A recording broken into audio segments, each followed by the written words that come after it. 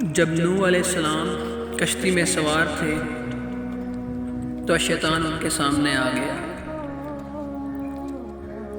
تو نوح علیہ السلام نے فرمایا آج میں تجھے نہیں چھوڑوں گا، تجھے تب تک نہیں چھوڑوں گا جب تک یہ نہ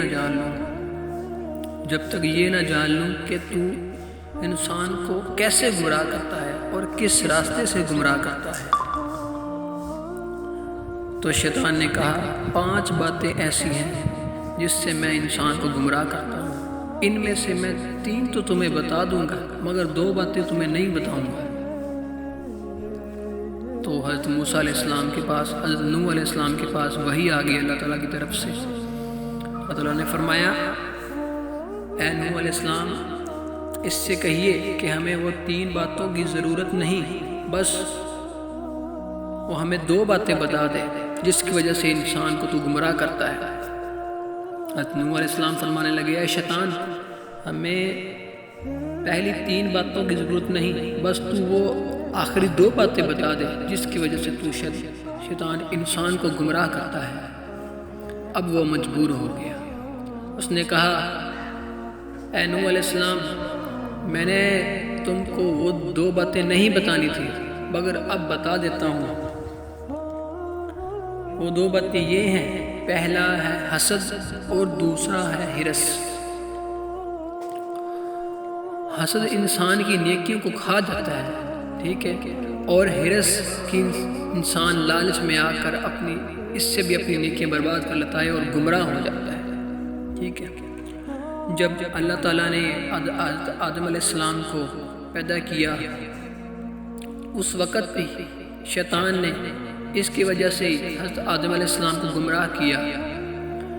جب اللہ تعالیٰ نے حکم دیا سب کو کہ حضرت آدم علیہ السلام کو سجدہ کریں تو سب سجدے میں گر پڑے، لیکن یہ غرور و تکبر میں آ گیا، اس نے سجدہ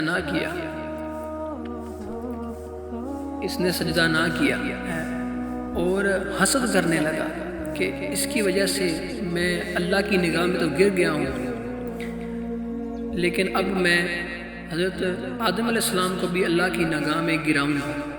یہ اس نے حسد کیا، ٹھیک ہے۔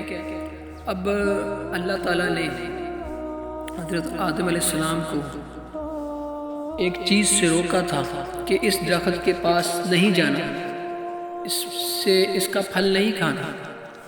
تو شیطان نے اس کو قسمیں کھا کر کہا کہ میں قسم کھاتا ہوں کہ اس درخت کا پھل کھانے سے آپ کو کچھ نہیں ہوگا، آپ ہمیشہ زندہ رہیں گے، کبھی نہیں مریں گے۔ تو اس وقت حضرت